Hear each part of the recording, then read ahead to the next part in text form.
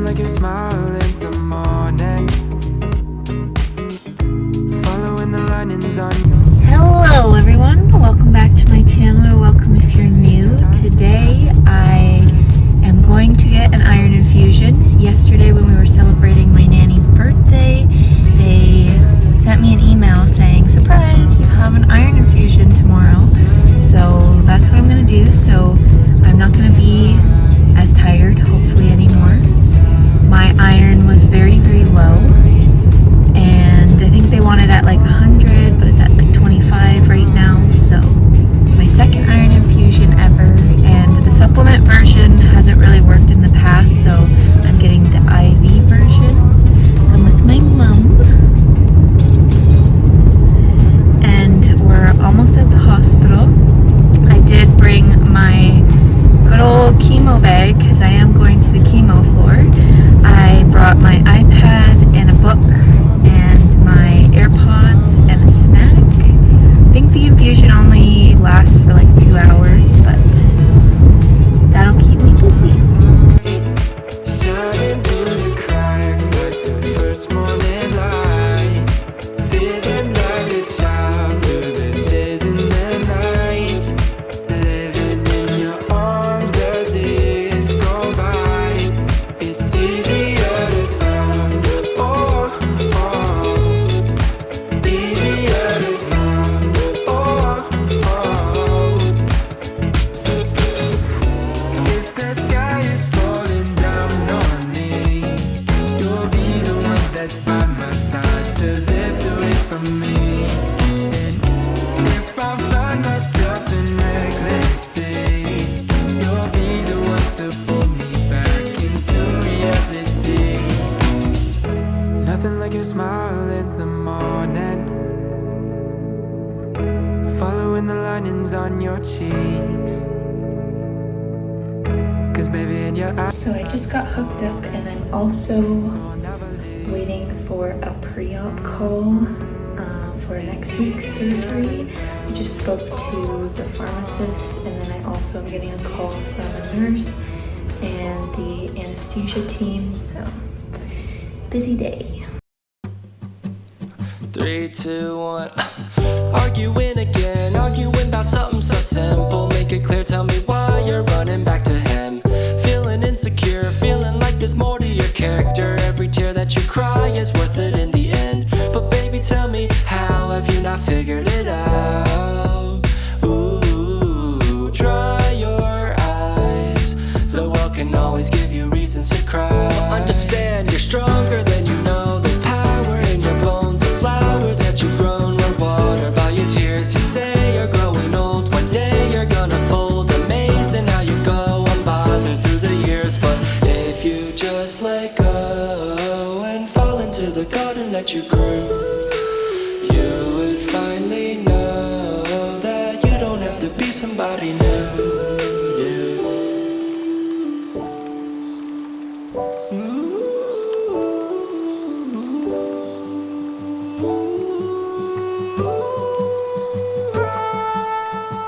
So you finally running far away from your history. But there's clouds over your head every time, and they keep following you with no clue of what to do. I can make them vanish if you let me shine. You like to put somebody... So it is much later right now. We got home at 5 o'clock. There was a lot of traffic. So my infusion ended at around 2:30, and then we got a snack from the little place there. It's called Pinto. It's a kind of like a healthier food option, fast food sort of place. So that was where my Mexican burrito bowl was from. My mom came and dropped that off for me during my iron infusion, and then afterwards we got a little sweet treat, and then my mom also got us some Starbucks. So I had the Passion Tango iced tea lemonade, that is my go-to, and then she tried the passion fruit something lemonade. It was good, but I still liked mine better. And then we drove home. My mom drove home, and there was a lot of traffic, like I said. Also, I did end up having 4 phone calls in total for pre-op. So I had it with the pharmacy, a nurse, an anesthesiologist, and then actually 5 calls because I talked to the admin twice. That's all sorted. And next Thursday, the day before my surgery, I have to go back, get some blood work.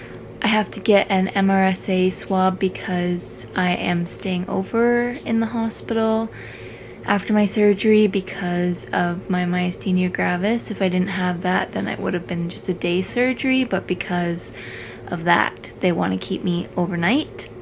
So yeah, we got a week left until my surgery, and I'm feeling pretty tired.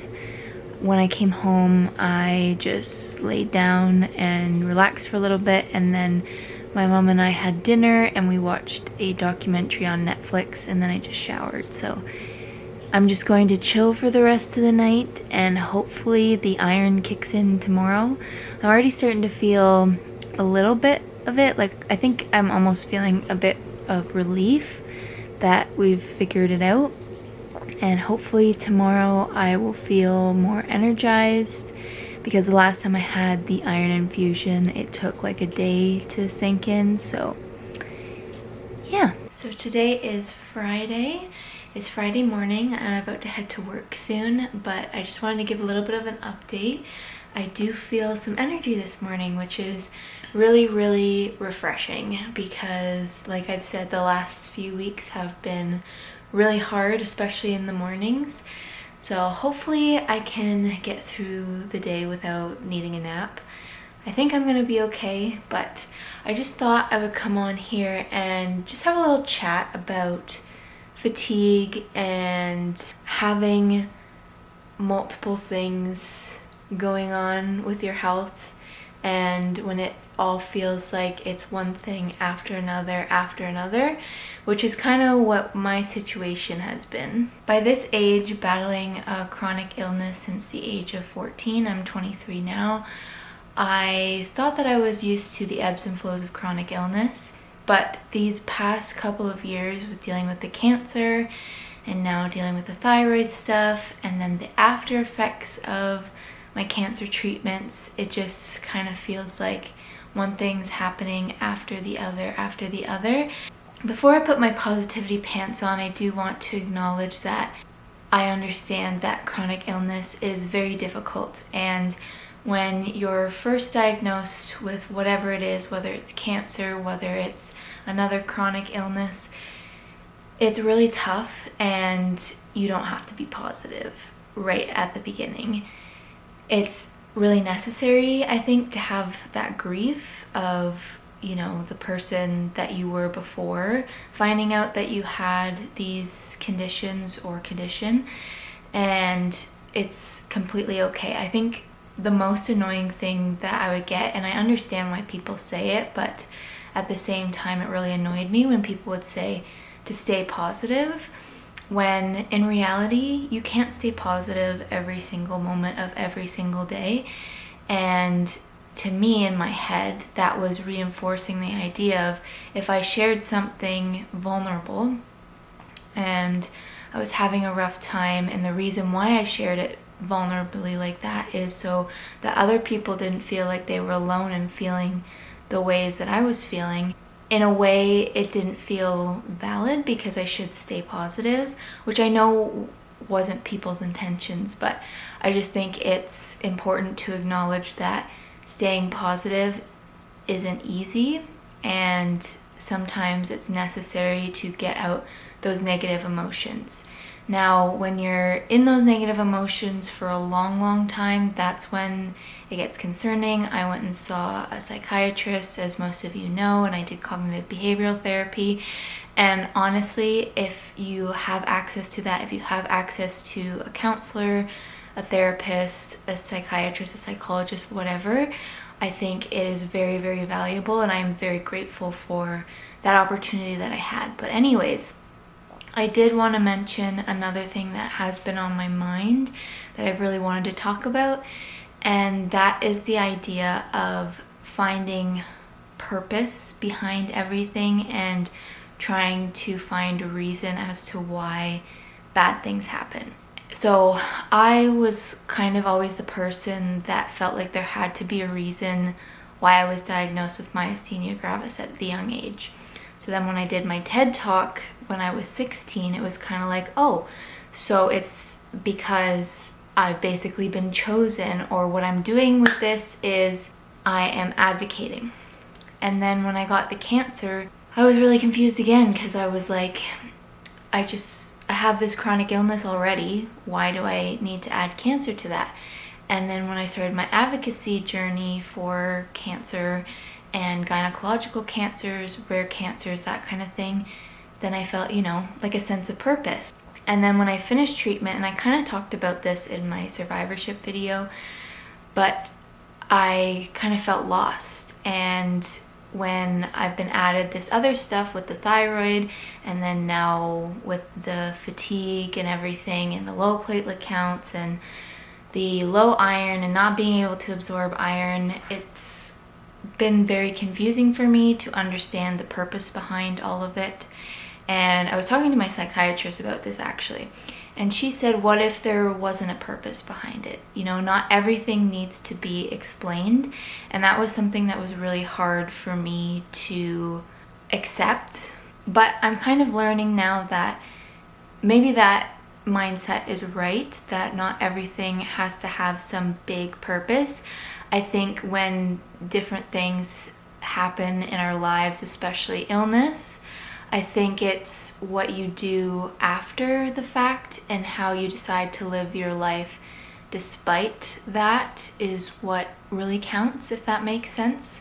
So for me, after I was diagnosed with myasthenia gravis, an example is I couldn't play sports anymore. And that was a pretty big part of my life. I was playing soccer at the time, volleyball, basketball, and I had to stop that. But I decided I don't want this within my means. I didn't want this to hold me back. So I was in drama, I was in musicals, even though it was so tiring, I still found ways that I could adapt my energy levels and my strengths and weaknesses so I could do something that I love. And then with cancer and also having the chronic illness on top of that, I was able to graduate university. And I think we kind of downplay our accomplishments, especially if we think that they are the quote-unquote normal things to do in a sense, because at first I could have thought, well, everyone else in my class at university graduated, so that's the expectation for me, so it's the bare minimum. But it's not, because I was dealing with so many complicated health issues, especially with the cancer in my last year, and I still did it, and I still graduated. So I think what I'm trying to say in this whole talk to you is that if you're going through something like a chronic illness or cancer, give yourself the time and space to grieve and feel anything that you need to feel.